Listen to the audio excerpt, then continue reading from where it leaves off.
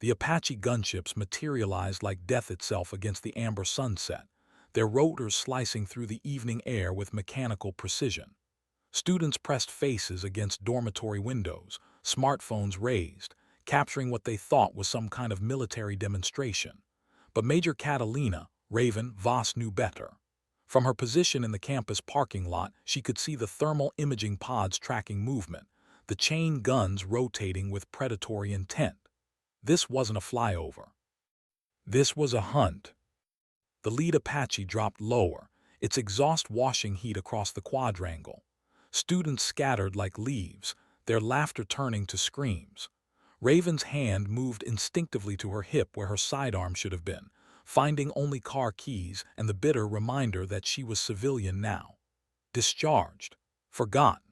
Just another broken pilot trying to finish her engineering degree at some forgettable state university in the middle of nowhere. The radio crackled to life in her beat-up Honda Civic, military frequencies bleeding through her scanner. Ghost lead to control, target acquired. College campus, northwest quadrant. Thermal signature matches intel package. The voice was calm, professional. Raven recognized the call sign. Ghost squadron, elite, lethal, and they were here for someone. Her blood ran cold as the Apache's sensors swept across the parking lot, the red targeting laser painting her windshield for a heartbeat before moving on. They weren't looking for her. They couldn't be. She was nobody now. Just Catalina Voss, senior at State University, studying structural engineering and trying to forget that she once commanded the most feared attack helicopter unit in the Pacific Theater. But as the second Apache descended, rotor wash sending debris spiraling across the campus, she caught sight of the unit insignia painted beneath the cockpit. A black raven with wings spread over crossed lightning bolts. Her old squadron.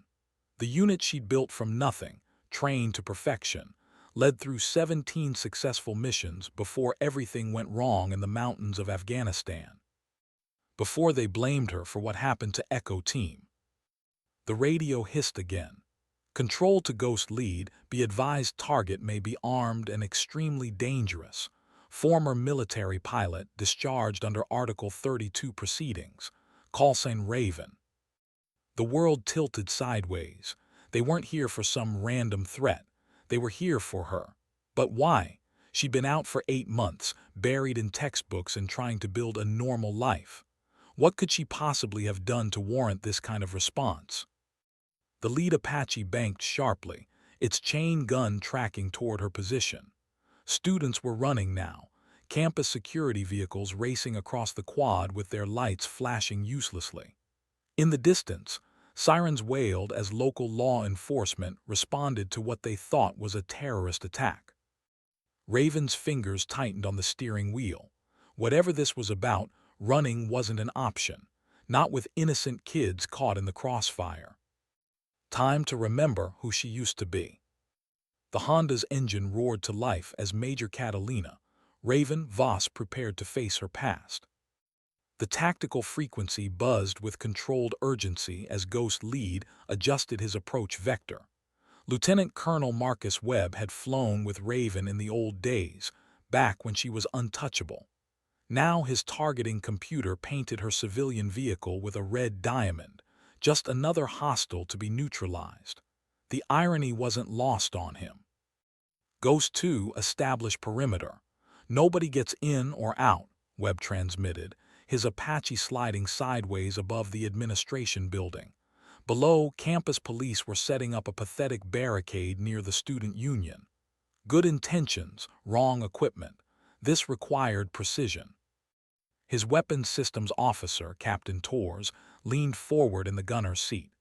"Sir, thermal shows approximately 300 civilians still in the immediate area. Rules of engagement." Webb's jaw tightened. The orders from Washington had been crystal clear. Capture or kill. No witnesses if it went sideways, but 300 college kids. Maintain overwatch. We do this clean. The Honda Civic accelerated across the parking lot, weaving between abandoned cars. Webb had to admire her tactical thinking, staying mobile, using cover, keeping civilians between her and his guns. Classic Raven, always thinking 3 moves ahead. Control, Ghost lead. Target is mobile, heading northwest toward the stadium. Request immediate perimeter expansion. Negative, Ghost lead. Maintain current AO. Local authorities are being briefed on training exercise cover story. You have 15 minutes before media response becomes uncontainable. Training exercise. Webb almost laughed, as if the $40,000 Hellfire missiles under his pylons were firing blanks, as if Raven didn't know exactly what those weapon systems could do to soft targets. The radio crackled with a new voice, one that made Webb's blood pressure spike. Ghost lead, this is Raven. Hope you boys didn't forget your manners. Tors looked back at Webb with raised eyebrows. The target was broadcasting on their tactical frequency. Impossible. Military radios were encrypted, frequency hopping, classified beyond any civilian capability. How the hell, Tors started. She built that encryption protocol, Webb cut him off. Raven, this is Ghost lead. You need to stop running and surrender peacefully. Her laugh carried through the static. Marcus, is that you, buddy? Still flying that overgrown mosquito, I see. Tell me, did they finally fix the hydraulic pressure issue on the tail rotor assembly, or are you still one hard turn away from spinning into the ground like a broken lawn mower? Webb's grip on the cyclic tightened. She was right about the hydraulic issue. It had been classified maintenance bulletin, something only senior pilots would know about. More importantly, she was psychological warfare against his crew, undermining their confidence in their equipment. Raven, I've got orders. Don't make this harder than it needs to be. Orders to do what, Marcus? Kill college students, burn down a university, or just kill me specifically, because last I checked I was dishonorably discharged and forgotten. What changed? The Honda disappeared under the stadium overhang, thermal signature lost. Webb cursed silently. She was using infrastructure to break their sensor lock, buying time to think, to plan. Ghost 2, reposition for stadium coverage. She's gone to ground. But even as he maneuvered his Apache into a new firing position, Webb couldn't shake the feeling that this was exactly what Raven wanted. She'd always been better at turning tactical disadvantages into strategic victories. That's what had made her the best pilot in the Air Force. And that's what had gotten Echo Team killed. The stadium's concrete overhang provided temporary shelter, but Raven knew it wouldn't last. Above, the rhythmic thump of rotor blades grew louder as Ghost Squadron repositioned for better coverage. She killed the Honda's engine and grabbed her backpack from the passenger seat, muscle memory taking over as she conducted a rapid tactical assessment. 2 Apache gunships, possibly more en route. Unknown ground forces. Civilian population scattered but not evacuated. Limited escape routes. And somehow, impossibly, they'd found her 8 months after her court-martial ended her career in disgrace. Her fingers found the encrypted radio buried in her backpack, a piece of hardware that officially didn't exist, built during her Black Ops days when standard military communication wasn't secure enough. The frequency scanner picked up local police chatter, emergency services, and something else. A coordination channel she didn't recognize. Alpha base to oversight, target contained within stadium perimeter. Initiate media blackout protocol. ETA on cleanup crew. Cleanup crew. Raven's stomach dropped. This wasn't just about capturing her alive. Someone wanted this entire incident erased, witnesses included. 300 college kids were about to become collateral damage in whatever classified nightmare had crawled out of her past. Her phone buzzed with a text from an unknown number. Library basement. Now, come alone or students die. The message deleted itself 5 seconds later. Raven stared at the blank screen, her tactical mind processing implications. Someone else was orchestrating this. Ghost Squadron was just the visible threat, the hammer designed to drive her toward whoever was pulling strings from the shadows. but who had clearance to deploy military assets on American soil. And why now? The stadium's public address system crackled to life. Attention students and faculty. This is a scheduled military training exercise. Please evacuate the campus immediately in an orderly fashion. Training exercise. The same lie they used to cover up Echo Team's real mission in Afghanistan. The same lie that had cost 8 good soldiers their lives when intelligence failed and politicians needed a scapegoat. Raven shouldered her pack and moved deeper into the stadium's service tunnels. The library was 6 blocks away, but the underground utility corridors connected most of the campus buildings. It would take time, but she could reach it without exposing herself to aerial surveillance. Her radio picked up Ghost Squadron's tactical chatter as she moved through the darkness. They were professional, coordinated, following protocols she'd helped write during her time with Special Operations Command. But they were also predictable. Military training created patterns, and patterns could be exploited. Ghost lead, thermal negative in all quadrants. Target has gone dark. Copy, maintain overwatch pattern. She can't stay underground forever. Marcus was wrong about that. During her final deployment, Raven had spent 3 weeks moving through enemy tunnel systems in the Hindu Kush, coordinating strikes against insurgent supply lines. Underground was where she'd learned to hunt, where she'd earned the call sign that would follow her into disgrace. The library basement access tunnel was exactly where her memory placed it, hidden behind a maintenance panel that most students wouldn't notice. Raven picked the lock with tools she wasn't supposed to have and slipped into the building's bowels. Emergency lighting cast everything in amber shadows. Somewhere above, she could hear evacuating students, their voices echoing through air vents and elevator shafts. Normal kids living normal lives, about to be destroyed by secrets they couldn't begin to understand. A figure stepped out of the shadows near the furnace room. Tall, military-bearing, wearing civilian clothes that couldn't quite hide the bulge of concealed weapons. "Hello, Raven, we need to talk." The voice belonged to Colonel Patricia Iron Hendricks, a woman Raven had hoped never to see again. Hendricks stepped into the emergency lighting, her gray hair pulled back in the same severe bun she'd worn during the Echo Team investigation. The woman who'd signed Raven's discharge papers with a steady hand and cold eyes. "Patricia, still playing puppet master for the Pentagon, I see." Raven kept her hands visible but ready, every sense alert for additional threats in the basement's shadows. "The situation has changed, Major. We need your expertise." "I'm not a major anymore, you made sure of that." Raven's voice carried 8 months of bitter resentment. "And my expertise got people killed, remember. That was your official finding." Hendricks moved closer, her expression unreadable. "Echo Team died because of faulty intelligence, not tactical errors. We both know that.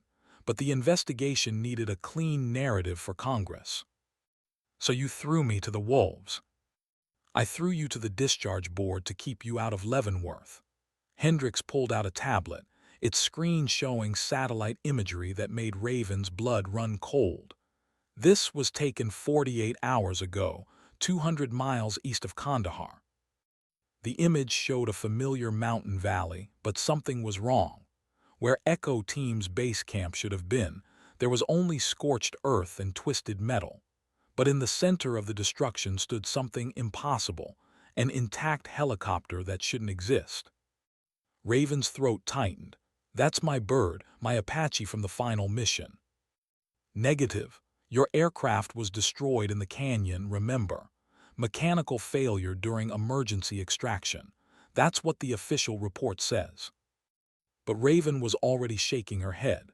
She'd spent 3 weeks in that valley, flying combat missions in an Apache she'd personally modified for high-altitude operations. Every scratch, every upgraded component, every custom modification was burned into her memory. This was her bird, down to the non-regulation kill marks she'd painted on the cannon shroud. How is this possible? I watched it burn. That's what we need to find out. Hendricks swiped to the next image, showing the helicopter from a different angle. Someone has been operating your aircraft for the past 8 months, flying missions, killing people, using your call sign. The world tilted sideways. For 8 months, while Raven had been buried in college textbooks and therapy sessions, someone had been wearing her identity like a mask, committing acts of war in her name. Ghost Squadron isn't here to arrest me, Raven realized. They're here to protect me. Partially correct. 3 days ago, your doppelganger attacked a Pakistani military convoy. 23 dead, including 2 American advisors. The Pakistani government is demanding your extradition for war crimes. Raven sank against the basement wall.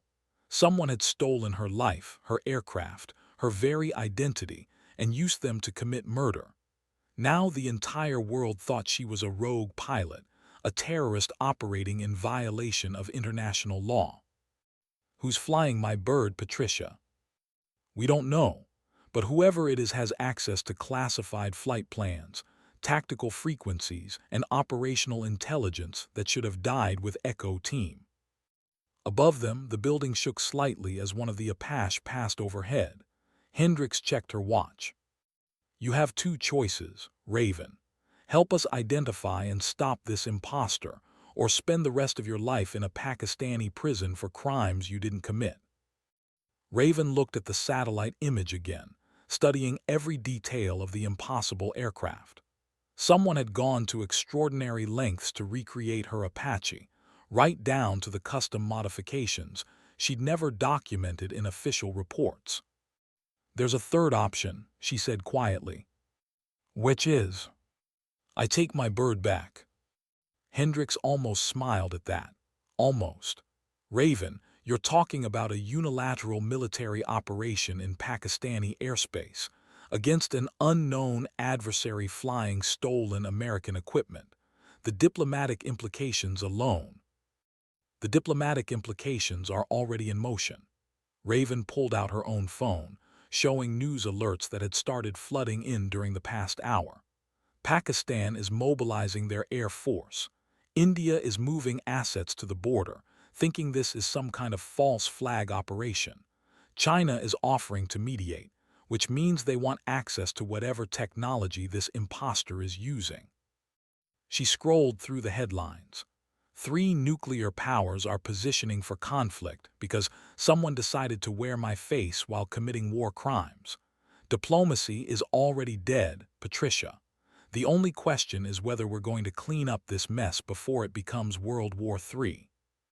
Above them, the Apache overwatch pattern continued, rotor noise providing a steady reminder of their precarious situation.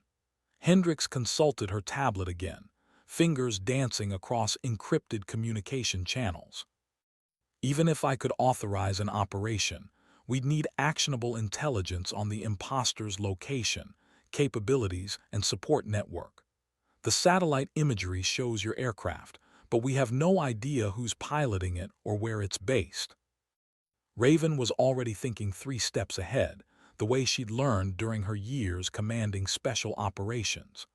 The modifications on that bird aren't standard military issue. Custom avionics, upgraded targeting systems, reinforced airframe for high-altitude operations. Only 3 facilities in the world could have done that work. And 2 of them are American defense contractors who would never touch a project like this. The third is a private military company operating out of the UAE, Blackwater adjacent, but with fewer ethics and better lawyers. Hendricks' expression darkened. Meridian Solutions. You know them. We've had interactions. They specialize in deniable operations for governments that need to keep their hands clean. But stealing and operating American military aircraft would be a massive escalation, even for them. Raven studied the satellite image again, focusing on details that only a pilot would notice. The positioning of external fuel tanks, the configuration of weapon pylons, the angle of the main rotor disc. Someone hadn't just stolen her aircraft. They'd studied it, learned its capabilities, potentially improved upon her original modifications. Whoever's flying that bird knows it as well as I do. Maybe better. This isn't some mercenary who got lucky with stolen equipment. This is someone who understands every system, every weakness, every trick I built into that machine. A chill settled over the basement as the implications hit both women simultaneously. Someone from Echo Team, Hendricks whispered. But Echo Team was dead. All 8 members had died in that canyon when their mission went sideways, when faulty intelligence led them into a Taliban ambush. Raven had watched them burn, had tried desperately to extract survivors before her own aircraft suffered catastrophic mechanical failure. Unless the official report was wrong about more than just the cause of failure. Patricia, I need to see the classified files from Echo Team's final mission. Everything. Casualty reports, equipment manifests, intelligence assessments. All of it. That's impossible. Those files are sealed under. Those files are the only way to figure out who's impersonating me and why they waited 8 months to surface. Raven met Hendrick's gaze with unwavering intensity. Someone from my team survived that canyon, and now they're trying to start a war. The basement fell silent except for the distant thrum of helicopter rotors and the mechanical hum of the building's ventilation system. Finally, Hendricks nodded. There's a secure facility 20 miles east of here. We can access the classified archives from there. But Raven, she paused, choosing her words carefully. If we're right about this, if someone from Echo Team is alive and operating against American interests, the implications go far beyond a simple court-martial. I know. Raven shouldered her pack, already mentally preparing for what came next. It means I didn't just lose my command in that canyon. I lost my family, and now one of them is trying to destroy everything we fought for. Above them, Ghost Squadron maintained their overwatch, unaware that the real war was just beginning. The secure facility turned out to be a nondescript office building that could have housed an accounting firm or insurance company. Only the discrete antenna arrays and the subtle reinforcement around the windows hinted at its true purpose. Hendricks led Raven through multiple security checkpoints, each one requiring biometric scans that shouldn't have existed for a discharged officer. My clearance should have been revoked 8 months ago, Raven observed as they moved through the final checkpoint. It was, officially. Hendricks activated an elevator that descended far deeper than the building's external architecture suggested. But certain operations require certain capabilities, and burning bridges with assets like you would be strategically short-sighted. The elevator opened into a command center that belonged in a Pentagon war room, not buried beneath a random office building in the middle of nowhere. Multiple large screens showed real-time intelligence feeds from around the world. Analysts worked at secure workstations, their conversations a low murmur of tactical updates and threat assessments. Welcome to Blacksite Echo, Hendricks said, one of 12 facilities dedicated to monitoring and responding to asymmetric threats that don't officially exist. A young analyst approached, carrying a secure tablet and wearing the slightly shell-shocked expression of someone who'd been drinking coffee and staring at classified material for too many consecutive hours. Colonel, we've compiled the requested files on Operation Graveyard Shift, but ma'am, there are some irregularities in the records that you need to see. Hendricks accepted the tablet and immediately frowned at whatever she saw on the screen. What kind of irregularities, Lieutenant? DNA analysis from the crash site, ma'am. We have confirmed remains for only 6 members of Echo Team. 2 bodies were never recovered, listed as presumed deceased due to thermal damage and explosive ordnance disposal. Raven felt the ground shift beneath her feet. She'd been told that all 8 members of her team had died in the canyon. She'd attended memorial services, spoken at funerals, carried guilt for 8 deaths on her conscience for 8 months. Which two? She asked, though part of her already knew the answer. The analyst consulted his notes. Staff Sergeant Maria Santos, explosives specialist, and Captain Dylan Reed, intelligence officer. Dylan Reed, the man who designed Echo Team's communication protocols, who'd had access to every classified frequency and encryption key Raven had used. The intelligence officer who'd provided the faulty information that led them into the ambush in the first place.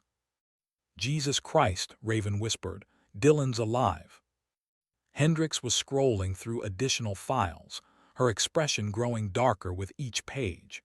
According to this, Reed's body was never found because the explosion occurred during his watch shift. He was supposedly vaporized along with most of the team's communication equipment. But that would mean, Raven's tactical mind raced through implications. He staged his own death, probably Santos too. They used the Taliban ambush as cover to disappear, taking classified intelligence and somehow, eventually, my aircraft. The command center around them continued its low hum of activity, but Raven felt like she was standing in the eye of a hurricane. Everything she'd believed about that final mission, about her team's death, about her own failure as a commander, was crumbling around her. Why wait 8 months to surface? Hendricks asked. If Reed wanted to go rogue, why not disappear permanently? Raven stared at the satellite image of her stolen Apache, seeing it now through new eyes. Not just stolen equipment, but a personal message. A declaration of war against everything she'd represented. Because it was never about the money or the aircraft, she realized. It was about me, about destroying my reputation completely before revealing that he survived. She turned to face Hendricks directly. Dylan Reed is going to contact me, probably soon. This entire operation, stealing my bird, impersonating my call sign, committing war crimes in my name, it's all designed to force a confrontation. What kind of confrontation? Raven looked at the screens around them, showing global crisis points where American interests hung in delicate balance. Pakistan mobilizing against India. Chinese naval forces moving toward disputed islands. Russian aircraft probing NA airspace. The kind where he gets to watch me burn one more time, she said quietly. But this time, he's planning to take the whole world with us. The secure communication terminal chimed with an incoming priority message at exactly 1400 hours. The timing was precise, military, exactly what Raven would have expected from Dylan Reed. She sat at the terminal while Hendricks and the analysis team monitored from adjacent workstations, recording everything for future intelligence assessment. The message contained only coordinates and a single line of text. Canyon Overlook, 600 tomorrow. Come alone or Pakistan burns. Raven stared at the coordinates, her memory instantly placing them in the same mountain valley where Echo Team had died 8 months earlier, where she'd thought Dylan had died. The location was both symbolic and tactical, remote enough to avoid international incident, familiar enough that any confrontation would carry maximum psychological impact. It's a trap, Hendricks said, reading over her shoulder. Of course it's a trap. The question is whether we're going to spring it or let him continue committing war crimes in my name. Raven pulled up satellite imagery of the specified coordinates, nodding terrain features and potential approach vectors. Dylan knows I can't ignore this. Every day he operates that aircraft, the diplomatic situation deteriorates further. On the main screens, news feeds showed increasing tension between Pakistan and India. Military units were massing on both sides of the border, politicians making inflammatory statements, generals positioning assets for potential conflict.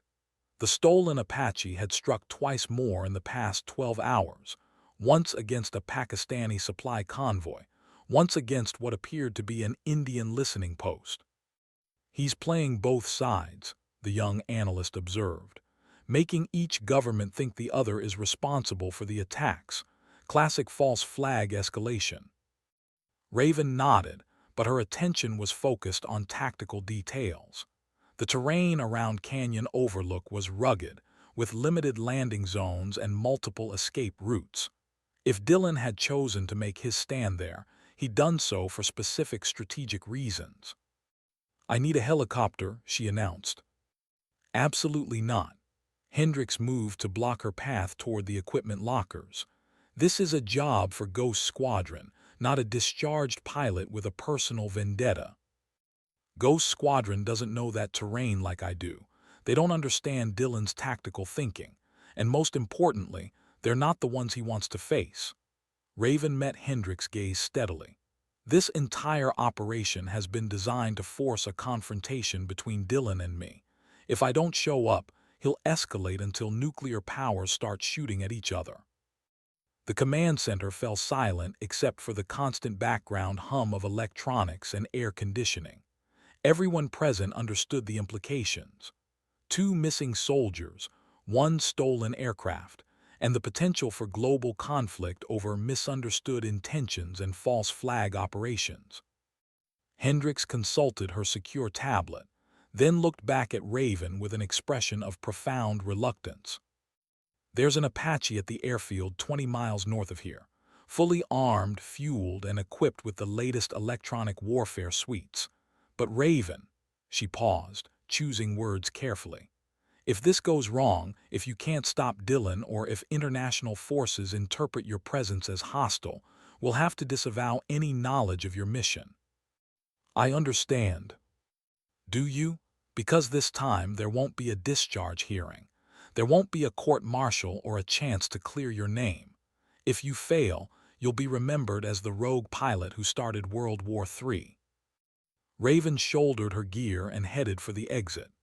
At the security checkpoint, she paused and looked back at the command center, at the screens showing global crisis points, at the faces of analysts and officers who were depending on her to stop a war. "8 months ago, I failed my team and got them killed, or so I thought." Her voice carried across the quiet space. "Tomorrow morning, I'm going to finish the job I should have completed in that canyon."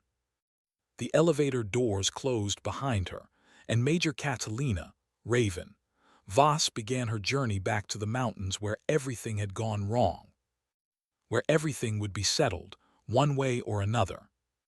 The Apache AH-64E sat on the tarmac like a predatory insect, its weapon systems gleaming under the pre-dawn lights.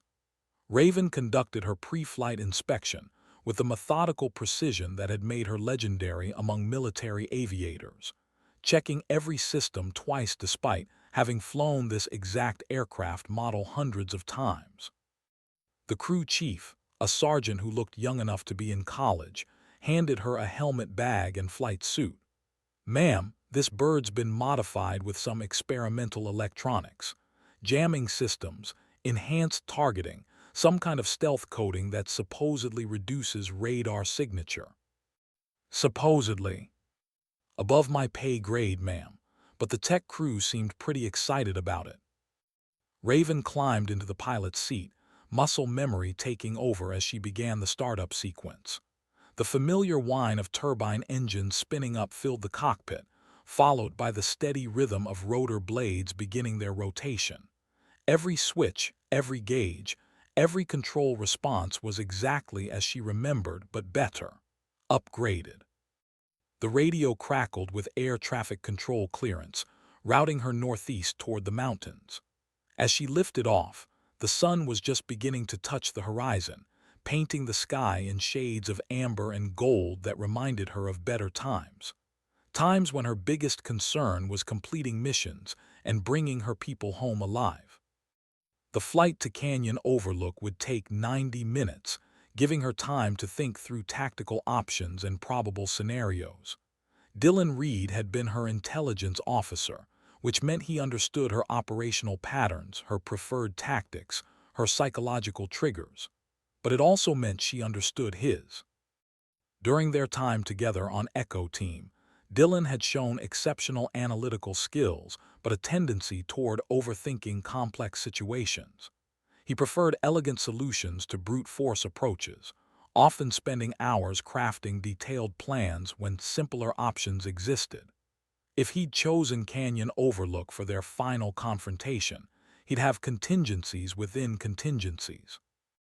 The radio frequency Dylan had used for his message was one of their old tactical channels, encrypted and frequency hopping according to protocols they'd developed together. As she flew northeast, Raven monitored that channel for additional communication. At exactly 500, her radio crackled to life. "Hello, Raven, right on time as always." Dylan's voice carried through the static clearly, professionally, without emotion, as if they were discussing routine mission parameters rather than a confrontation that could trigger international conflict. "Dylan, I have to say, your disappearing act was impressive, though framing me for war crimes seems like overkill." Framing implies deception. Everything that aircraft has done, it's done using your tactical patterns, your target selection methodology, your operational signature. In every way that matters, those missions were flown by you. Raven adjusted her approach vector, using terrain features to mask her radar signature as she closed on Canyon Overlook. "Except for the part where I was attending college 800 miles away." Details. The world sees what it chooses to see. Right now, it sees Raven the war criminal, the rogue pilot who violated international law and threatened global stability. My personal favorite headline was "Angel of Death Returns to the Mountains." The canyon came into view ahead, exactly as she remembered it. Rocky walls rising on either side, limited maneuvering room, multiple hiding places for aircraft or personnel. And there, exactly where Echo Team's base camp had been destroyed 8 months earlier, sat her stolen Apache. Dylan had made no attempt to camouflage the aircraft. It sat in the center of the canyon floor like a challenge, like bait in an elaborate trap. "I see you found my bird," Raven transmitted. "Our bird," Dylan corrected. "Built with our specifications, modified according to our requirements, painted with kill marks from our missions. The only difference is who's been flying it." Raven began her descent into the canyon, every sense alert for threats, weapons systems, additional personnel. But the thermal imaging showed only one heat signature in the aircraft below. Dylan, apparently alone, apparently confident. Why Dylan? Why fake your death, steal the aircraft, commit war crimes? What's the endgame here? The radio was silent for nearly 30 seconds before Dylan responded. "The endgame, Raven, is truth, and you're about to learn what really happened to Echo Team." Raven set her Apache down 50 meters from Dylan's aircraft, engines spinning down but ready for immediate takeoff if the situation deteriorated. Through her cockpit glass, she could see Dylan climbing out of the stolen bird, moving with the confident precision she remembered from their operational days together. He looked exactly the same. Same height, same build, same carefully maintained military bearing that had made him such an effective intelligence officer.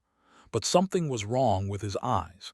Even at this distance, she could see a flatness there that hadn't existed 8 months ago. "Power down your weapons systems, Raven," Dylan called across the canyon floor. "We're going to have a conversation, not a firefight." She complied, but kept her hands near the weapon controls. Trust was a luxury she couldn't afford, not with someone who'd spent 8 months impersonating her while committing acts of war. Dylan walked to a position equidistant between their aircraft, close enough for conversation but far enough to reach his own weapons if needed. When he spoke, his voice carried clearly in the thin mountain air. "8 months ago, you blamed yourself for Echo Team's destruction. Command blamed faulty intelligence. The media blamed aggressive tactics and poor leadership. Everyone was wrong. Then tell me what really happened." "What happened was betrayal, not from the Taliban, not from bad intelligence, but from our own government." Dylan pulled out a secure tablet, its screen visible even in the early morning light. "3 days before our final mission, I intercepted communications between the Pentagon and Pakistani intelligence services. They were coordinating our location, our mission parameters, our tactical vulnerabilities. Raven felt ice forming in her stomach. That's impossible. Operation Graveyard Shift was classified above Pakistani clearance levels. It was also a liability to certain political interests. The Taliban leader we were hunting had information about American arms deals, CIA funding, activities that certain senators and defense contractors needed to remain buried. Dylan showed her the tablet screen, displaying encrypted communications that looked disturbingly authentic. Echo Team wasn't sent to complete a mission, Raven. We were sent to be eliminated along with our target. The morning sun climbed higher, casting long shadows across the canyon floor. Raven studied Dylan's evidence, her tactical mind processing implications while her emotional core reeled from the possibility that everything she'd believed was wrong. Even if this is true, it doesn't justify what you've done. Stealing military aircraft, committing war crimes, threatening global stability. I've killed exactly 12 people in 8 months, Dylan interrupted. All of them directly connected to the conspiracy that murdered our team.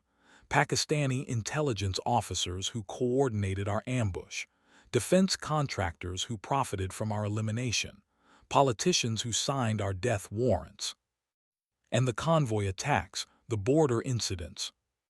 Dylan's expression didn't change. Necessary escalation to force this confrontation, to make sure you learned the truth before they found a way to eliminate you permanently. Raven processed this new information, trying to separate truth from manipulation. Dylan had always been skilled at information warfare, at presenting facts in ways that supported his predetermined conclusions. "Prove it," she said finally. "I just did. The evidence is on that tablet, along with communications intercepts, financial records, and operational documents that trace directly back to Pentagon planning cells." Dylan gestured toward his stolen aircraft. "But more importantly, I can prove that Maria Santos is still alive." The world stopped. Maria Santos, Echo Team's explosive specialist, officially killed in action 8 months ago. Listed among the dead, mourned at memorial services, supposedly vaporized in the same explosion that had claimed Dylan's life. She's been helping me track down the people responsible for Echo Team's murder. Together, we've systematically eliminated the conspiracy that tried to erase us. Raven looked at the stolen Apache, suddenly understanding why it had been modified so extensively. "She's your weapons systems officer. She's my partner in the only mission that matters anymore, justice for our family." As if summoned by their conversation, a figure emerged from the aircraft's front seat. Maria Santos, unmistakable even at a distance, carrying herself with the same confident swagger that had made her legendary among special operations personnel. For the first time in 8 months, Raven was no